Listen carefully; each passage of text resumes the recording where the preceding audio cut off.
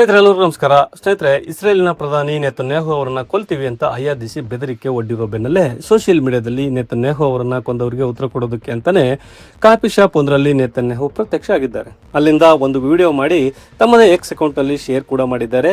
ಹೌದು, ನಾನು ಸತ್ತಿದ್ದೇನೆ ಒಂದು ಕಪ್ ಕಾಫಿಗಾಗಿ ಅಂತ ಜೋಕ್ ಮಾಡ್ತಾ ದೇಶಕ್ಕಾಗಿ ನಾನು ಪ್ರಾಣ ಕೊಡೋದಕ್ಕೂ ಸಿದ್ಧ ಅನ್ನೋ ಮಾತನ್ನ ಇಲ್ಲಿ ನೆತನ್ಯಾಹು ಅವ್ರು ಹೇಳ್ತಿದ್ದಾರೆ. ಹಾಗೆ ಈ ವಿಡಿಯೋ ಒಂದರಲ್ಲಿ ಅವರ 6 ಬೆಳೆಗಳಿವೆ ಅಂತ ಹೇಳಿ ಎಐ ವಿಡಿಯೋ ನೆತನ್ಯಾಹು ಬದುಕಿಲ್ಲ, ಅವರು ಇಡೀ ಕುಟುಂಬ ದಾಳಿಯಲ್ಲಿ ಮುಗಿದು ಹೋಗಿದೆ ಅಂತ ಎಐ ವಿಡಿಯೋ ಮಾಡಿ ಇಸ್ರೇಲ್ ನೆತನ್ಯಾಹು ಬದುಕಿದ್ದಾರೆ ಅಂತ ಬಿಂಬಿಸ್ತಾ ಇದೆ. ನೋಡಿ, ಈ ವಿಡಿಯೋದಲ್ಲಿ ಅವ್ರಿಗೆ 6 ಬೆರಳುಗಳಿವೆ. ಈ ರೀತಿಯ ಗಾಸಿಪ್ಗಳು ಇತ್ತೀಚೆಗೆ ವಿಪರೀತ ಹರಡ್ತಾ ಇವೆ. ಆ ಗಾಸಿಪ್ಗಳಿಗೆ ಅತ್ಯಂತ ವ್ಯಂಗ್ಯವಾಗಿ ಉತ್ತರಿಸಿರುವ ನೆತನ್ಯಾಹು ಅವರ 2 ಕೈಗಳನ್ನು ತೋರಿಸ್ತಾರೆ. ಇಲ್ಲಿ ನೋಡಿ, ನನಗೆ 5 ಬೆರಳುಗಳಿವೆ ಅಂತ ಹೇಳ್ತಾರೆ. ಈ ವಿಡಿಯೋ ಈಗ ವೈರಲ್ ಆಗ್ತಾ ಇದೆ. ಅಲ್ಲಿಗೆ ಇರಾನ್ ಪರ ಇರೋ ಕೆಲವರ ಫೇಕ್ ನರೇಟಿವ್ಗೆ ಖುದ್ದು ನೆತನ್ಯಾಹುನೇ ಕಾಣಿಸ್ಕೊಟ್ಟು ಉತ್ತರವನ್ನು ಕೊಡಬೇಕಾಗಿ ಬಂತು.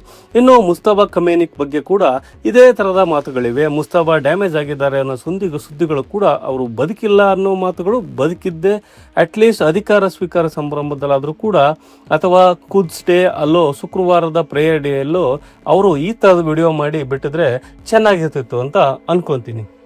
ಇನ್ನು ಇರಾನ್ ಹಾಗೂ ಇಸ್ರೇಲ್ಗಳು ಪರಸ್ಪರ ದಾಳಿಗಳನ್ನು ಯಥ ಪ್ರಕಾರ ರಾತ್ರಿ ಕೂಡ ಮುಂದುವರಿಸಿವೆ. ಇರಾನ್ ಹಾರಿಸಿದ ಒಂದಷ್ಟು ಹೈಪರ್ಸೋನಿಕ್ ಮತ್ತು ಬ್ಯಾಲಿಸ್ಟಿಕ್ ಮಿಸೈಲ್ಗಳು ಇಸ್ರೇಲಿನ ಉತ್ತರ ಭಾಗಗಳಲ್ಲಿ ಬಿದ್ದಿವೆ. ಹಾಗೆ ಅಮೆರಿಕ ಹಾಗೂ ಇಸ್ರೇಲ್ಗಳು ಮತ್ತೆ IRGCಯು ಸಾಕಷ್ಟು ಕೇಂದ್ರಗಳನ್ನು ಪುಡಿ ಮಾಡಿದೆ. ಈ ಮಧ್ಯೆ CBS ನ್ಯೂಸ್ಗೆ ಸಂದರ್ಶನವೊಂದರಲ್ಲಿ ಕೊಟ್ಟಿರುವ ಇರಾನ್ನ ವಿದೇಶಾಂಗ ಸಚಿವ ಅರ್ಗಾಚಿ, ಇರಾನಿನ ಸಂಸ್ಕರಿಸಿದ ಯುರೇನಿಯಂ ಈಗ ಅವಶೇಷಗಳ ಅಡಿಯಲ್ಲಿ ಸಿಲುಕಿದೆ ಅಂತ ಹೇಳ್ತಿದ್ದಾರೆ. ಅದನ್ನು ಹೊರತೆಗೆಯುವ ಅವಕಾಶ ನಮಗಿದೆ, ಆದರೆ ಈಗ ಅದನ್ನು ಹೊರತೆಗೆಯುವ ಬಗ್ಗೆ ನಾವು ಯೋಚನೆ ಕೂಡ ಮಾಡಿಲ್ಲ ಅಂತ ಹೇಳಿದ್ದು ಅರ್ಗಾಚಿ. ನಾಳೆ ಅಂತ ಸಂದರ್ಭ ಬಂದರೆ ಕೂಡ ಇಂಟರ್ನ್ಯಾಷನಲ್ ಅಟಾಮಿಕ್ ಎನರ್ಜಿ ಏಜೆನ್ಸಿಯ ಪರಿವೀಕ್ಷಣೆಯಲ್ಲೇ ಅದನ್ನು ಹೊರತೆಗೆಯುವ ಪ್ರಯತ್ನಗಳು ಕೂಡ ಮಾಡ್ತೀವಿ ಅಂತ ಅರ್ಗಾಚಿ ಹೇಳಿದ್ದಾರೆ.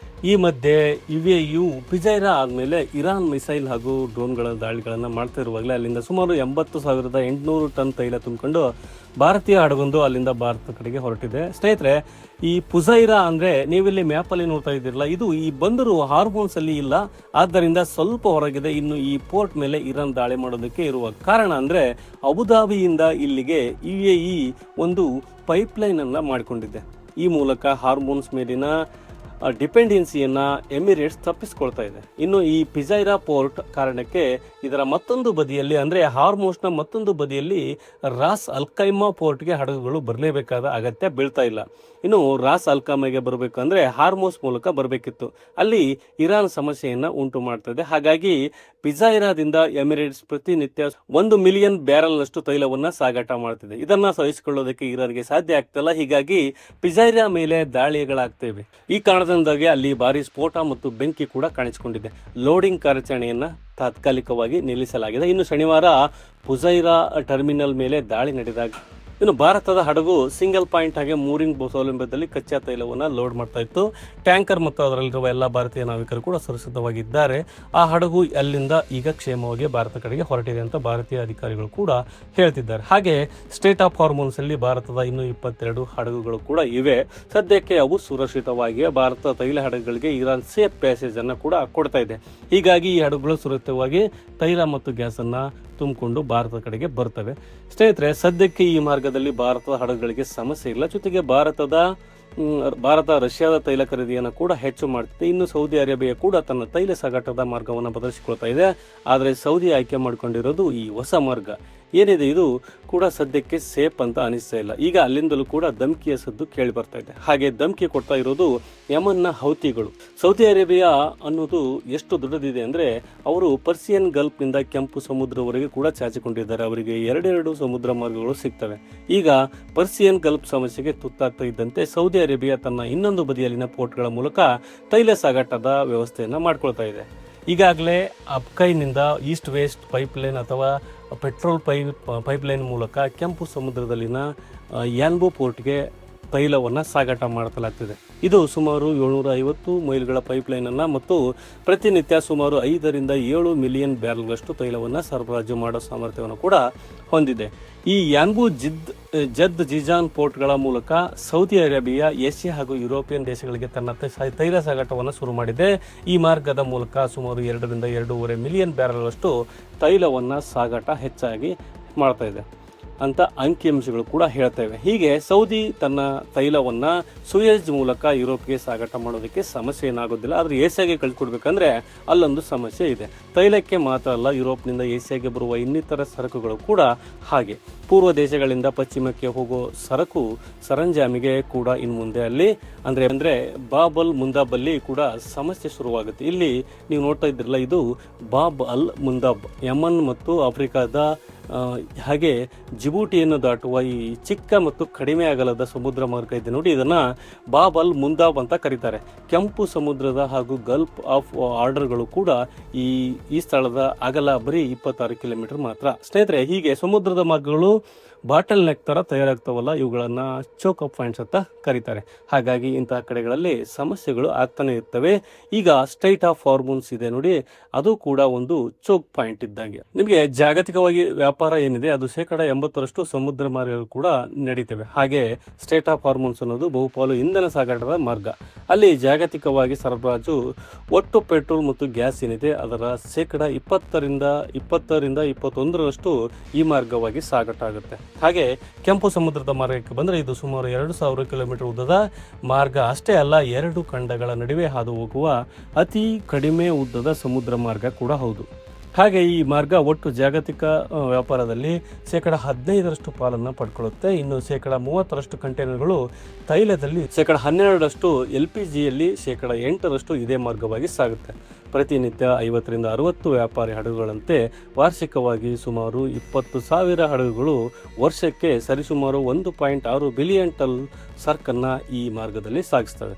2023ರಲ್ಲಿ ಇಸ್ರೇಲ್ ಹಮಾಸ್ ದಾಳಿ ಮಾಡೋದಕ್ಕೆ ಶುರು ಮಾಡ್ತಲ್ಲ, ಆ ಸಂದರ್ಭದಲ್ಲಿ ಕೂಡ ಈ ಮಾರ್ಗ ಮುಚ್ಚಲ್ಪಡ್ತು. ಆಗ ಯಮನ್ನಲ್ಲಿನ ಹೌತಿಗಳು ಹಮಾಸ್ಗೆ ಬೆಂಬಲ ಕೊಟ್ಟರು ಮತ್ತು ಇಸ್ರೇಲ್ಗೆ ಹೋಗುವ ಯಾವ ಹಡಗುಗಳು ಕೂಡ ನಾವಿಲ್ಲಿ ಸಂಚರಿಸೋದಕ್ಕೆ ಅವಕಾಶವನ್ನು ಮಾಡಿಕೊಡೋದಿಲ್ಲ ಅಂತ ಹೇಳಿದರು.